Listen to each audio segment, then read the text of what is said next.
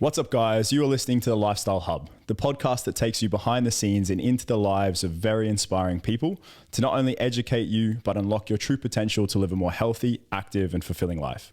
I'm your host, Jason Grima. Now let's get this show on the road.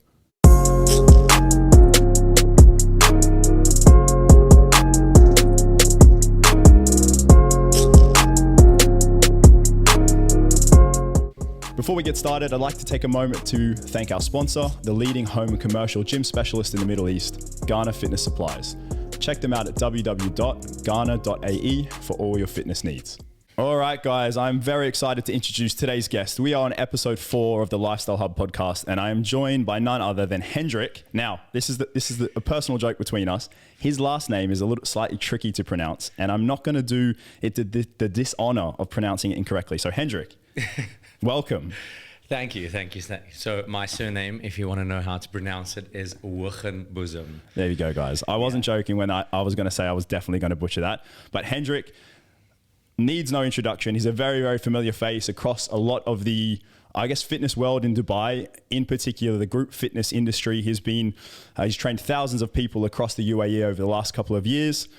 He's, as I've mentioned 100 times already in the lead up to this podcast, a 7 times Men's Health cover model. That's very impressive. And he's got so much potential and so much upcoming amazing things for you guys to stay tuned with. And he's going to share that today. We're going to dive into all of that. So please, thank you for listening. Sit back, relax. And Hendrik, welcome to the studio. Thank you so much. I am extremely honored to be, your second guest after Pretty Malik, which is that's pretty insane to me. So yeah. And I also just thought that, wow, I know you pretty well.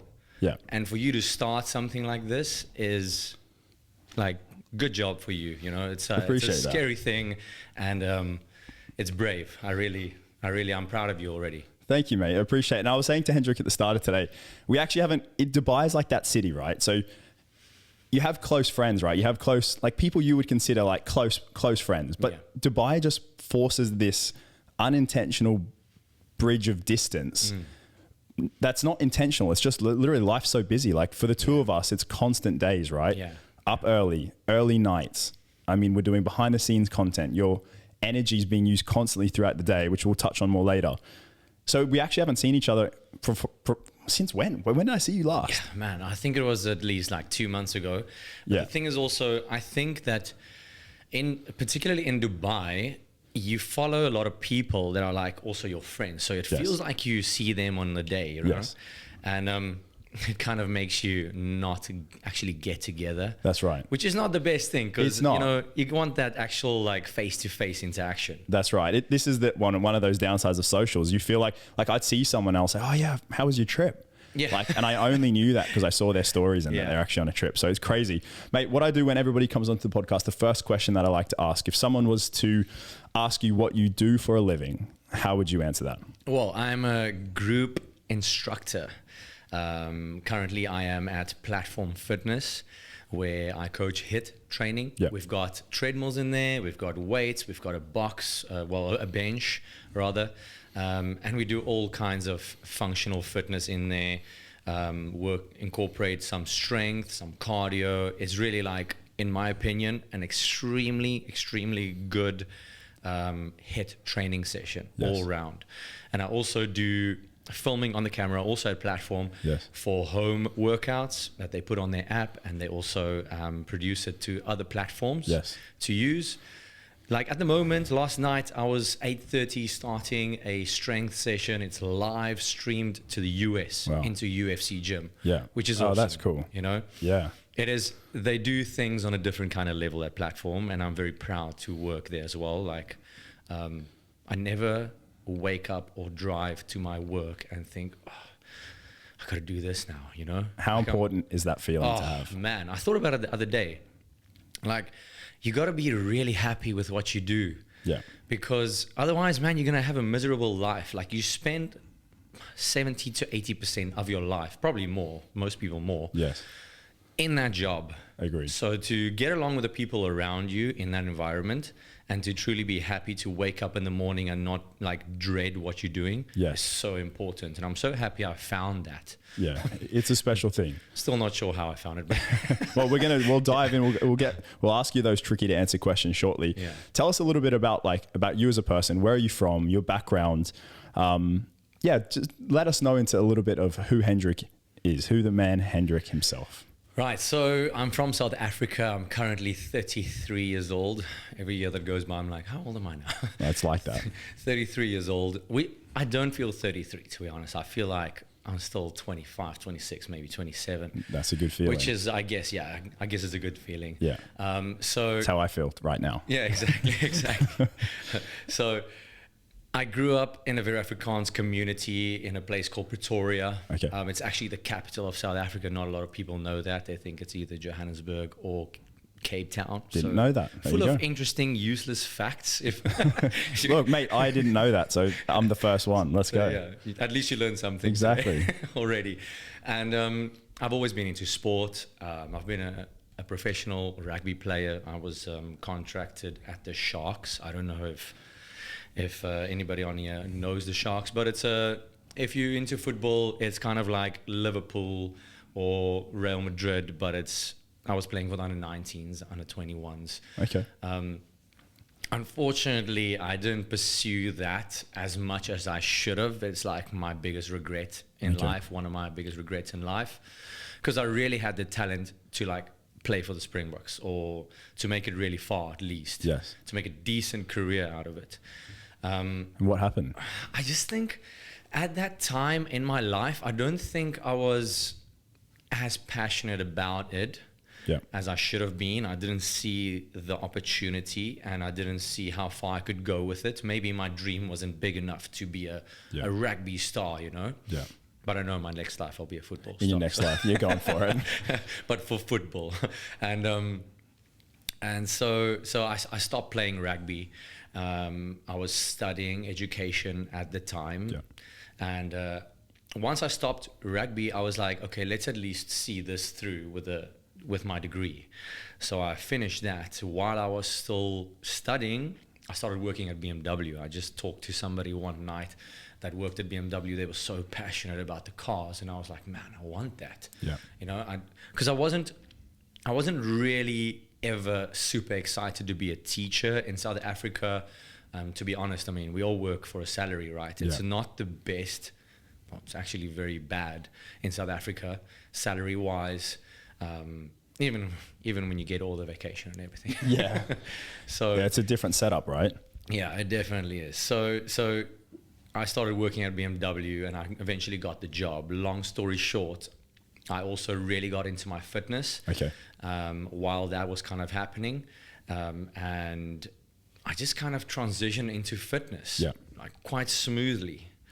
And we can go more into detail about that if you feel like. Well, I mean, like, this is what I wanted to ask. So you're in South Africa and then Dubai. This is like, it's probably something that most people are going to have in common when we come onto the podcast, is a lot of people aren't originally from here, typically. I mean, I'd love to have a few of our local UAE residents come on at some stage.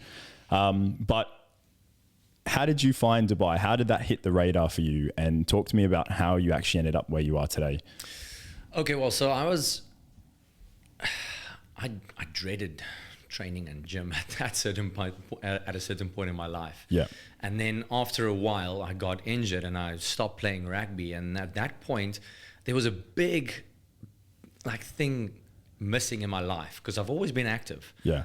And I guess I went into this lazy slump. Yeah. And I started putting on some fat on my tummy. And I'll never forget this. I was standing in the kitchen, leaning on the counter. Yeah. And my mom was talking to me and she was like, I was shirtless. And she was like, there's a lot of tummy going on there. And I think that's always been my motivation to I don't ever want to feel that again. No, okay. So that's kind of. So was that post football, like rugby?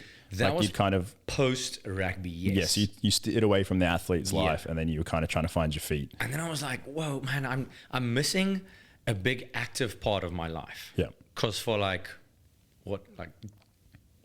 15 years Yeah. or something like that. I've been training every day. I know. There's been some sort of physical activity. Yes. And then I was like, yeah, I've always been very skinny. Like Yeah. I've never been this size and had like this much muscle. Hendrik, to anyone who doesn't know, Hendrik, how tall are you? Let's paint the picture.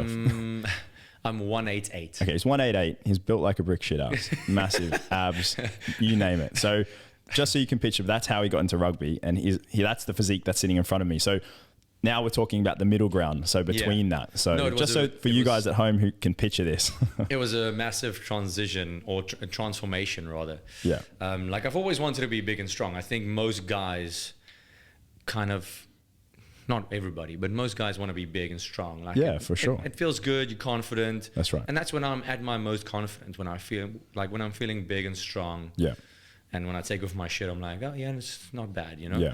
And Not bad, he reckons. It was obviously not bad enough to hop onto the front of a magazine 7 times internationally. So you know that can't be too bad. We're so critical of ourselves. No, that's right. Where was I with this? So You transitioned to Dubai. So you, yeah.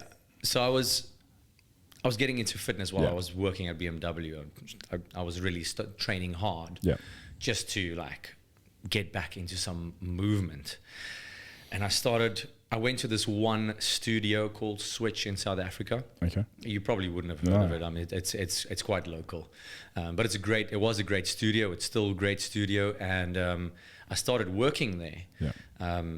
Just as a part-time before BMW in the mornings. It was a long day when that part of my life, and I had some friends that was quite international in terms of doing shows and entertainment, like Cats, those kind of shows. Okay. And this one guy said, "I've heard of this gym in South Africa, in Dubai. Why don't you apply there?" Because I was always trying to, like, you know, being like good in rugby and stuff. You just want to be more. Yes. Like I've always been a very ambitious person. Yeah. And just being a BMW salesman wasn't really cutting it for me. I'm not saying there's anything bad with being a salesman, but Did you drive to work not feeling fulfilled and happy? I was not fulfilled. I was Yeah. like, man, I'm working my ass off every day and I'm not getting back what I'm supposed to be getting back, whether it's Yeah. pleasure or a salary. Yeah. You know, like I'm just not content Yes. with my day. And I applied. It's not the place where I work at the moment. It was a different studio. And within a month, I was out. Yes. I think my parents were like, whoa.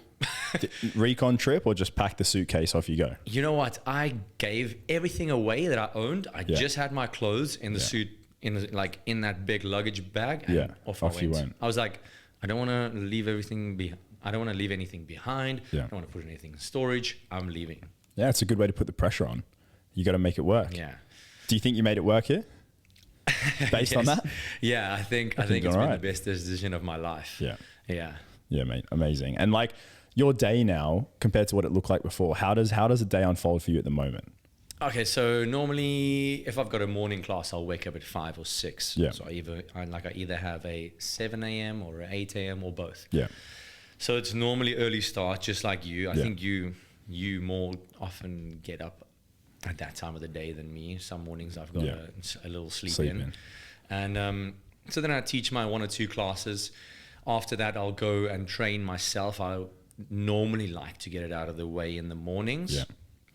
And it kind of sets the tone for the day as well for me. Yes. Because then I'm like on it with my nutrition. I'm 100%. It's not the best time. grabbing the next snack the whole time. Yeah. And then once I get home, I will get straight to editing. Because me and my wife, we've got a YouTube channel. She's the star. I'm behind the scenes. Behind the scenes. Yeah, so I edit the videos. I manage the channel. Of course, she does a certain amount, like degree of managing the channel with me. It's not just me. I can't Yes. take All all the the credit for it. And she's the star, you know. The show, well, the channel is called Amy Fox. Yeah, So- it's literally, yeah, that's right. That's how it's and right. it's like, it's the easiest name to remember ever. We will 6 we will letters. give some more information on exactly what this podcast entails. Not podcast, this YouTube channel entails. And then so you do your editing, and then you're back to the studio, aren't you? I do my editing, and then normally I've got an evening session. So back to more classes. What's it like trying to motivate those people that rock up at night? Like, because I know you're in DIFC, so DIFC is like the financial district. You've got a lot of suits, corporates, etc. What does that mob look like in the evenings? Because evenings is hard to train, and you're going into a high energy class. Yeah. Do you have to like really like get yourself like focused to say, look, these guys they don't have the energy. They rely on me completely. I need to set the tone to make sure that they actually switch off from work, burn those calories, you know, and have a good time and come back. 100%. You know, like it's easy for me to motivate them, but it takes a lot of energy from me. Yeah. Because I'm supplying the energy, right? Yes. They're grabbing onto it and running with it. Yeah.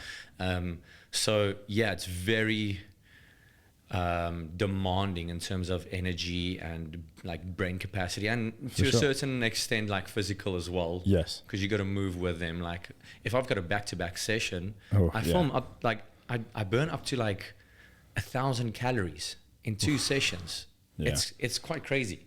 Yeah, that's huge. And that's not including your workout, and that's not including your morning sessions. Exactly. Like I don't work out in that session. Yeah. That's me walking around like burning energy. Yeah. It just shows you like how much energy you can burn by not even training. Yeah, by just being more active. Yeah, such an important thing. Now, I know we've got a lot of people on here for the juiciness of the main topic. I'm not going to say here's the main topic for sure. I think this is a massive deal. I'm not going to lie. If I went back to all of my goals over the last, probably the first 3 years I got to Dubai, in every single goal set I've ever done, it was like Men's Health Middle East cover, Men's Health Australia cover. Obviously, we're not there yet. And in that meantime, I was lucky enough to meet you.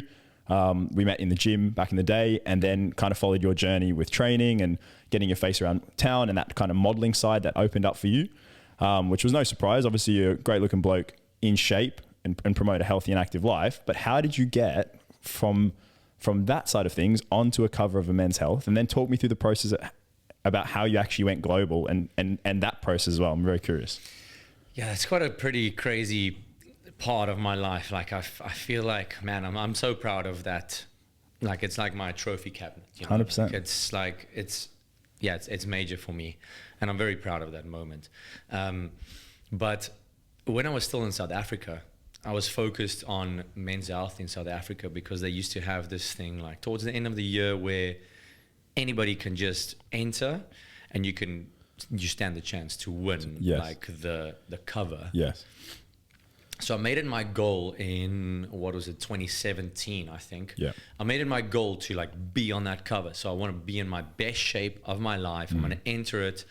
And then just as I actually got into contact with the editor through like social channels and stuff. Yes. Boom, I left, and it's Dubai. So I was like, oh, okay.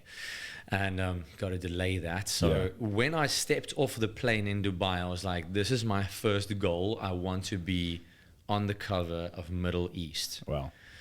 And I mean, you know how it is in Dubai. Like the fitness world here is quite small. Yes. In terms of who you know in terms of coaches. That's right. Coaches and PTs and that kind of industry. Yeah. And at a certain stage, you get invited to events. People see you on Instagram if you post. And I met the editor of Men's Health Middle East. Yeah.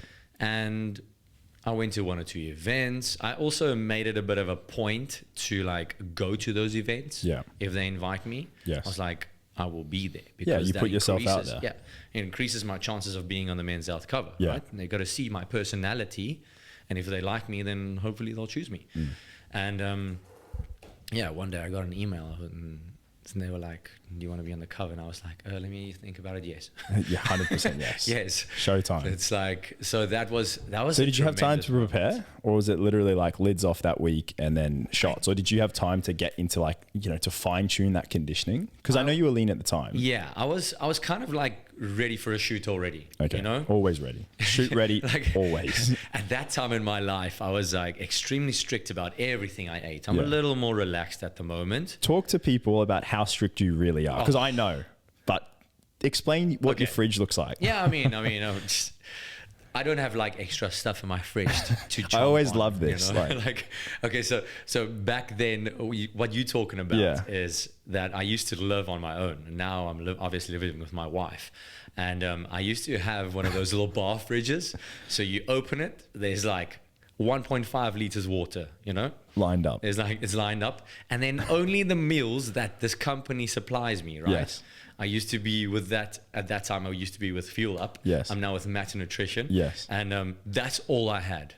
That's all I had. Nothing else, people. It was literally the meal prep for the day. Exactly. That's it. If you want to stay accountable, or you want to make it as easy as possible for yourself, don't keep it in your house. That's right. I agree. You know, because then you have to actually make effort to get it. Yes.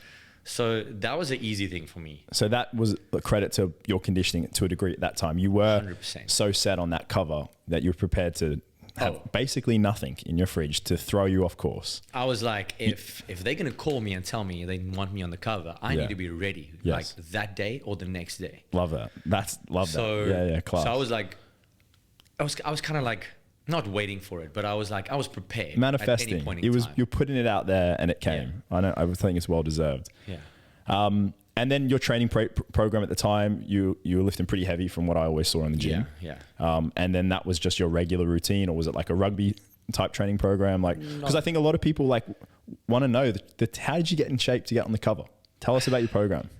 It's kind of more strange. Or less. It's kind of strange because I never really had the proper, how can you say, like I never had a brother like that like taught me all the stuff. Yes. You know? Yeah. Like I was at the Sharks playing rugby, and of course they will give you a training program. Yes. And that's kind of the most that I learned from training. Yeah. And I feel like any decent trainer, there's a certain point where you just start to get things about how the body moves. Yeah.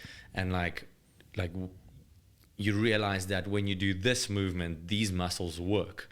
Of course, I studied human movement science, the educational degree. So that was a bit of a background, but I just kind of feel like I got how my body was moving. Yeah. And I was always trying to get bigger and get more muscle. So it was like a strength program. It was a strength program. Like 5 days.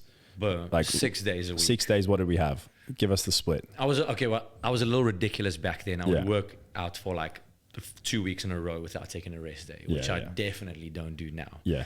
But yeah, I used to do Monday's chest day. We of all course, know that. International Chest Day. And then you grow up and it becomes leg day. Yeah, that's right. When you've got the courage to actually tackle the hardest day first. Yeah. So true. It was International Chest Day and biceps or triceps. Yeah. I used to kind of switch it up. Okay. And then the next day is back. Yeah. And it goes into legs. Okay. And then we repeat. Okay. So you were like hitting the big compound lifts. Yeah. A few accessories. And then some weeks I would go and have an arm day on its own. Yeah. And a shoulder day on its own. Yeah. But most often it was chest, back, legs. We had a few arms day together. Oh, we definitely did. I think you killed my arms countless times. From memory, like I was shattered the next day. I mean, you've got some humongous arms. It helps when you train them, overtrain them, to be fair. It definitely helps. Okay, and then talk to us. So you've got the training, you've been strict with your diet, and then we got into the Middle East cover. But then that wasn't it. Like I was in Australia in the section of the magazines, the news agency, and I remember recording, lifting it up, going Men's Health, Hendrick, bang. That's so sick that you were there when it was released. It was sick. It was awesome. I was like, God, that's a big deal. So talk to us. What country? Where were you? Where could people have seen you on the cover? Okay, so after I was on the Men's Health cover in Middle East, the South African editor got in contact with me. Yeah. So back then, we've spoken once or twice, so it wasn't like a new contact. Yeah. and I was like, okay, well, he wanted to shoot me. He was like, man, sucks that you haven't been on the South African cover first before on the Middle East. But let's do it now then. Let me know when you come back and we'll shoot. So that's basically what happened. Amazing. I was like, I'm doing a visit in whenever it was, and I'll be in shape if you want me to. If you want to shoot, let's make it happen. Because then I was like, okay, let's be on every cover that we can be. Love that. You know? So I shot it. That shot came out insane. Like, I think I remember seeing the pictures from this shoot. Yeah, we'll pop some up. We'll clip some together so everyone can see. Man, that was like, what a sick shot. And that one cover basically went viral. Okay. So I don't know if anybody knows this, but any country, Men's Health, they can take a cover from another country. They essentially buy the cover, as far as I know. Okay. And they just use it on theirs. Like you'll often see The Rock on South Africa's cover or whatever. Somebody in the US. So that cover started on South Africa, went to Australia, went to Netherlands, went to Turkey, Portugal. Did I miss anything? We've got one. No, the other one was Middle East. Middle East. Yeah, and then Huge. Netherlands used it. Sorry, Germany, not Netherlands. Okay. Deutschland. It used it twice. So it used it on a limited edition and the normal one that you can buy on the shelves. Amazing. So that one I count as two. Yeah, I mean, fair enough, right? I mean, a cover's a cover, mate. It's a different magazine. That was actually a different shot that they used for that shoot. For that specific cover, that limited edition cover. Okay. And I think that, but going on those covers, that definitely blew up your platform, didn't it? It did, yes. I remember seeing you on a lot of different modeling gigs around the city. Yeah. I remember you working with a few different companies and your face was around. So what advice would you give to any other, like, you know, aspiring models, like in a nutshell, that wanted to kind of get their face out there? Not necessarily in magazines, because unfortunately they're not as common these days, but what would be like your little go-to tip for somebody listening? The first thing that I think about is just go to the events that you get invited to, you know. Instagram is a great platform for these kind of things, to meet people. If there's one thing I learned in life, it's all about who you know, so like meet the right people, get into contact with those people. And I was pretty persistent about being on the cover, you know, like I would put myself out there. I'll be like, hey, I would like to be on the cover. What's the chances of that? You know, so like if you don't ask, you probably won't receive. Yes. And for me, that was my biggest thing. So like if there's a certain opportunity that you want, you got to really go and grab it. Like if people don't know about you, they're not going to get in contact with you. Yeah. One of my dad's sayings, Dad had a lot of sayings growing up, but one of his biggest ones was if opportunity doesn't knock, you've got to reach out and grab it. So basically 100%. If you don't take that step, I mean, it will just pass you by, won't it? So you actively took that. And I think that's the summary for anybody else out there listening, is to take those opportunities when they come flying at you. You might not realize it at the time as well. 100%. And the thing that I always say, I never say this, but I like you do now. I do today, is like, I don't necessarily believe that much in luck. Okay. Like luck is when opportunity and preparation and hard work meets opportunity. Agreed. So like you got to be prepared for a certain situation. Yeah. And if you work hard, that whatever you're working on is going to pay off, and probably not how you think, but it's going to pay off at some point. At some point. I agree. Yeah. I agree. I feel like, you know, we've actively, both of us have seen that in different points of our careers, is like once you get that ball rolling and you're working hard, you're staying positive, you build up that momentum, so many different opportunities start to come your way. 100%. And like, it does take effort, like for both of us to try to stay in. People will be like, oh, you know, those people will be quick to say, oh, you just got lucky. But it's like, no, we're actually like every day making the conscious effort to keep ourselves motivated. We're making sure we train. We're keeping our food on track, trying to keep our headspace in the right space. We're making the hard decisions to maybe sometimes separate ourselves from people who bring us down or who don't influence us positively. And we're making all these choices to try to be in positions where we're going to start to see, you know, some benefits and some growth and some fulfillment, right? So it's not luck. Well, the thing is that every decision you've made in your life, every single decision has brought you to this moment. I love that. You know? That is a quote from somewhere, and I know it, but I love it. It's not so make it up. we can quote you on it, mate. But I honestly, I've heard it before and I love it. It is so true. Like you would like every decision that you've made today has brought you to have your own podcast. How sick is that? Yeah. Like Yeah. you're doing something right. It is cool. You know? Yeah. Definitely very grateful and very lucky. So, an area that we're both quite experienced in, the world of fitness, the world of health. Now, we both operate slightly differently with how we actually display our expertise. Like you mentioned at the start, group fitness is your main cup of tea. Yeah.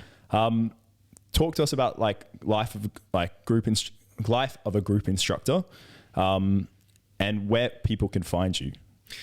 So like I said, I'm at Platform Studios. Yeah. I do the HIIT sessions there. Of course, there's other coaches as well. Yes. It is a great thing to be able to train so many people at the same time. Yeah. How big are the classes? So we got where I'm coaching mostly is DIFC in index building, and we've got 24 spaces. Okay. And it's a big group. Yeah, it's a big group of people. And like, I mean, if I've got two people, two sessions back to back, that's almost 50 people. Huge. I mean, that's awesome, you know? 50 good moods, 50 Boom. 1,000 calories maybe, Exactly. depending how much they burn. Exactly. So if I can change, I mean, if I make one person's life or day better in my day, that's a success. Yes. You know, That's a good and way I'm to look at sure there's more. Of course. But if it's just one, then sweet. Like often I start my class and I'm like, you know what? If you've had a shit day, I'm very sorry about that, but it's about to change. Love that. You gotta tell them that it's about to change. Yeah. And then they'll just believe it, and they walk out there. They're like, "Man, I actually had a great day." But it's just this one little couple of hours that you spent having a great time. Yes. And you thought the rest of your day was bad. Yes. You know, so like that is. It's pretty special to have that influence. It is. It's great, and I mean, you do the same thing, Yeah. right? You see so many people on a daily basis, and you also got your group training together, and I know that you make such a big difference in people's lives. So it's a very fulfilling thing, and I think that's why both of us drive to work actually feeling pretty happy with, you know, what we're doing for a job, and we feel quite fulfilled. Obviously, naturally, as the people that we are, we're always looking for more, but I don't think we wake up in the morning like you were saying earlier and you dread going to work, which is sometimes hard to come by. What I wanted to kind of get your views on is, you know, there's a big debate around group training versus one-on-one coaching. You know, let's talk about pros and cons. So we've got group training in the sense that we've got 24 members in a classroom. Yeah. What would you say the benefits are of having being a part of a group fitness program? I think personally it's more motivational. Yes. You know, you've got so many people in one space. Yeah. And the energy is like, it feels, sometimes it's like, man, all we need in here is tequila and it's a party. You're ready to go. It's a brunch, mate. Yeah. So like, I actually joked about it last night to my class, and I'm like, man, this session is so sick. Like this Friday, we do this again, and when you walk out, I'm going to give you a tequila, but I'll probably get fired. Yeah. At the after that'll party. be my last session here. Yeah. So, like the motivation is just, I think, more. Yeah. The energy is great. There's loud music in your ears. Yes. There's lights. It's basically a party. Yes. And you're active. Yes. And you're going to walk out there feeling fantastic. Like people, there's a reason people come back, right? Of course. It's a great session. They love that. It's a good way to spend money. Yeah. Would you say it's affordable, like for most people in that case? 100%. Like, you know, there's flexible timings. It's affordable because obviously it's a price difference compared to one-on-one. So, you know, there's those benefits as well, right? Yeah, 100%. Sometimes I don't understand why people don't want to pay for fitness, because it's like, this is your body. And something that I did forget, and it's probably the most important about group training, is like, a lot of people come there for their minds, you know, for the mental benefits. They might not even know it. They think they're going there to see, you know, progress in their bodies, but maybe they try diet's not on track, and they're like, I'm making progress, but they are actually, it's more for their mind. Yeah. You know, and that is so amazing. You know, that is so great, because there's people out there that have depression, they struggle, and if you can help them get their day a little bit better and get out of that little like that slump, Yes. then wow, mission completed. Yeah, I totally agree. I think that's such a power of fitness in itself, but then obviously then you throw in the community vibe on the community aspects. They might make friends in that class. They might not have friends 100%. before. They feel more confident. I mean, even from my kind of semi-private setup, it's not quite as big as what you're running, but I mean, a few of the girls are all in a group chat together on WhatsApp. And like they met in the groups. Now they're all mates and they're chatting in the group, and they might bitch about me. I don't know, ladies, what you guys speak about. Probably. I tried to get into the WhatsApp chat today while one of them was messaging like, what's going on in here? But I love that. Like they've now become friends. They've got a circle, and I'm sure that's happening up at Platform as well. Or, most group fitness studios around Dubai or just globally really is people are making friends, people are enjoying to train. And hopefully they're starting to realize how good an impact that is on their mental health. Look, that's one of the best selling points about CrossFit, right? Yeah, like they always say, oh, the community is amazing. Yes. That's why people go back. We've both been in certain CrossFit communities at certain points. 100%. I love that environment. I love CrossFit. Like CrossFit is one of my favorite training styles. I just don't do it because I just move so much. Yeah, that I think it would break you. It's a bit strenuous for me. Yeah, on top of all the extra training. Yeah. And then so another huge side of the health and fitness world is you've got the one-on-one coaching. Let's talk about like the difference between the two, and like what the pros and cons again on that. So you've got the one-on-one. It's more personalized, perhaps. Yes. How do you guys how would you potentially try to tailor something to somebody that might have an injury? Because a lot of people think, if group fitness is done incorrectly, which unfortunately a lot of the time it can be, yes, you get people going in getting injured, not being noticed, etc. So I think when you get a certain caliber of instructor like yourself, you're probably taking the time to actually check in on these people with certain injuries. How does that work? 100%. If you really care about your people, you remember that they've got that injury. Yeah. They don't have to tell you every time they come in. Yeah. And it's very important at the start of the session to be like, listen, does anybody have injuries that they want to tell me about so that I can maybe give you some different exercises? Perfect. Like I've had a person coming in on a leg day workout and say, I can't do squats. Yeah. And I was like, shit. This is my worst nightmare. yeah, exactly. It's like, where do we go from here? I was like, okay, so I'm going to give you a completely different training program. Amazing. But that's good. That's perfect. Like you have to... That's one of the biggest things about being an instructor is you have to think so fast. Yeah. And it also comes with experience, right? I mean, you have to, on the fly, be able to think, what am I going to do now? Yeah. If there's an emergency, you got to stay calm. Yes. Which has happened, of course. But if somebody says, oh, can't do overhead press, okay, give them something else to do immediately, you know? And you know what, if it ends up being upper body day and you give them a leg exercise, and that's fine. They're still doing something. They're still working. Yeah, exactly. Yeah, amazing. I mean, it's good to hear that because I think, certain different groups around, the world really just get a poor rap when it becomes too commercial and it's all about flooding the rooms with too many people. So, if you want that specialized individualized approach, you can guarantee that Hendrick's going to give it to you. Yeah. So definitely hit one of his classes up after this, guys. What would your advice be for someone who's looking to get into training but is perhaps too scared or not sure where to find the right trainer? I know you'd actually sent me somebody who was looking for training not too long ago. Lauren, I know you're listening. So, hey, but I think it's important. We've been able to cross promote each other at certain points. I know I've sent people to different classes. I've got client like Anu. If you remember, Anu was doing your classes for quite a long time. So talk to me what would your advice be to someone to get into training and if they're feeling a bit intimidated right now? I would just say, just start. You got to start somewhere, even if you start in your room at home. Yeah. Go on YouTube. There's lots of YouTube freaking workouts. Yes. You can. One in particular, Amy Fox. One in particular, Amy Fox. We're about to get to that, guys. Hold on to your seats. So, I mean, you got to start somewhere. It's just like starting a YouTube channel. You got to just start, know? Stop thinking about it too much and just freaking start. Yeah. Because nobody's a professional at something from the get-go. You got to start somewhere. You fake it until you make it. Yeah. Agreed. So, one great thing is, I mean, if you're young and you want to start training, ask your best friend if he wants to stop training. Yeah. Do it together. Yeah. I mean, I know you were training with Justin at the time for ages. I remember even when I was growing up, I had a gym buddy. Benny Tunza at the time, my mate. So Man, yeah, it makes such a difference, right? Yeah, man, it's Big difference. It's such a big difference. Like even if it's your partner, Yes. you know, even if you do weights and she's not that into the weights, and she wants to be on the cardio machine, whatever. Yeah. At least you're there together. You're together. keeping each other like accountable.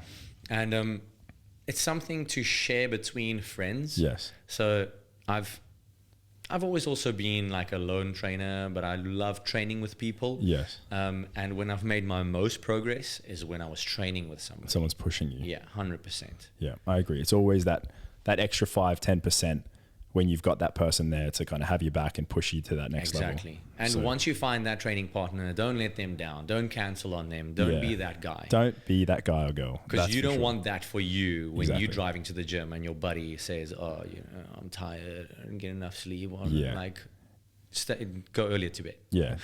Don't fuck it up, basically. Yeah.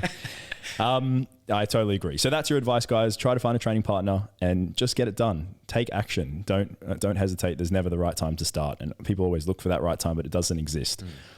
COVID came over Dubai, as we all know, created a world of chaos for group fitness because obviously we had like sanitizing stations almost everywhere. I just spill too much. The coffee's kicked in right now, basically is what happened. But there was sanitizer dispensers almost every few meters. Group fitness was more or less off. You guys had to space out the rooms and stuff. I mean, at first we were like not even there for how That's long right. It was shut. 3 months? I don't know. There was a certain period there it wasn't, but it did open up a really good opportunity for online platforms. 100%. And in particular now the YouTube channel. Talk to us about that. This is the time to shine. Talk to us about the side project and how that's going and what you guys are putting together. Yeah, so linking it onto my previous point, I wish we started earlier. Yeah. I wish we just went like, start. Yeah. Just freaking start, you know? I wish we started earlier. We would have captured a bigger market by then, you know? But yeah, it was a great time for me personally and my now wife. Yes. We didn't eventually start YouTube then. Okay. We got onto the IG Live train. Yeah. So we were doing like, it was summer, right? Yeah. It was summer here. We were in lockdown. Right outside by the pool, we were doing workouts like drenched in sweat. Yeah. But it was so fun. At a certain time, we had like 100 to 150 people between the two of us. Training as well. Training with us. Yeah, it's cool. And it kind of like, it became a thing. Yeah. Like sometimes we still go out and somebody will say, "Hi, we trained with you guys during COVID. Thank you for it." You know? Very cool.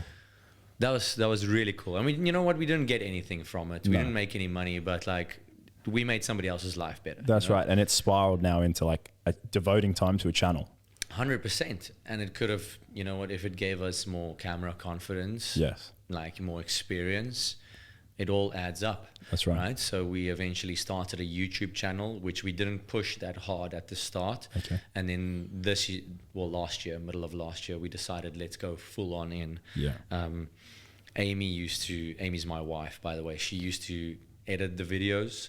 At the moment she doesn't have all that time, so I kind of took over that role. And I'm loving it. I'm loving the process of learning. You know, this was a completely new industry for me, so I had to learn it all by myself. I did like a little online course which helped me a lot, but once you understand it, it's like kind of just time consuming, repetition, repeating the same kind 100%. Of systems. So we're really working hard on this channel called Amy Fox. We started it with the both of us. Yeah. Looking back at those videos, it's so cringe. Oh, really? It's so funny, man. It's so funny. Like there's no personality on the camera. I mean, I guess it takes time to develop it because you weren't doing all the platform classes then, were you either? No, not at all. So it was kind of a really new thing. It was, and you're like not confident in front of the camera. It's a new kind of thing. You know, so eventually we changed. We were both sitting and we were like, how can we make this channel better? And we came to the conclusion that we're like, let's only have 1 star and not 2 stars. Let's focus on one market. And we decided to make it ladies only. Amy's in front of the camera. She's the star. Yeah. I'm very happy to step back. Yes. Less movement for me as well. That's right. Less movement, but you're very supportive. Yeah. And so I help her film it. I edit it and I post it. She does promoting on her Instagram, and I'll edit a video for her Instagram every now and then to post. And it's been going well. With YouTube, it's really hard because it's a very long-term investment, right? You might not see the returns of the first how many videos until you started to see traction. We've got 150 videos on there, 150 workouts. And when did it start to really take off? Because you've got a lot of subscribers, close to 5K, which is commendable. It's not an easy platform to crack. No, it's not. How far in did you actually start to see that take off? I would say about just keep in mind that we started it for 4 or 5 months. We stopped, and then we started it again about 6 months later. So then when we kicked off hard. We were we're posting twice a week no matter what. You got to stay consistent on those platforms, and you got to commit to it. And I would say about 4 or 5 months in, we really started to seeing people coming back, people commenting on the videos, see familiar names commenting. That's rewarding. And the comments on there are all great. Amazing. Seriously, my wife is fantastic. She's an absolute super woman. I mean, you know her. She's got a great energy, guys. You go and watch one of these videos. We'll put the link below for the YouTube channel in the bio so you guys can take a look. But Hendrick's energy times maybe 10, maybe. I think Amy's always buzzing, isn't she? No, she's full of energy. I always say she's like a little grasshopper, because she just when she works out, she's boom, boom, boom. She's just bouncing everywhere. So it's getting good momentum. I know from advice from other YouTubers to not get disheartened if you don't grow fast. Because it's just kind of how YouTube works. You got to really show commitment, and you got to think about 3 or 5 years from now. It's not going to pay off. And I guess it's like starting a business. That's right. Right? It's not going to make you money in the first year. But you just need to stick 2 years, whatever. But it's going to eventually, it can really be something that we live off. That's right. Turn things around. And that is the goal.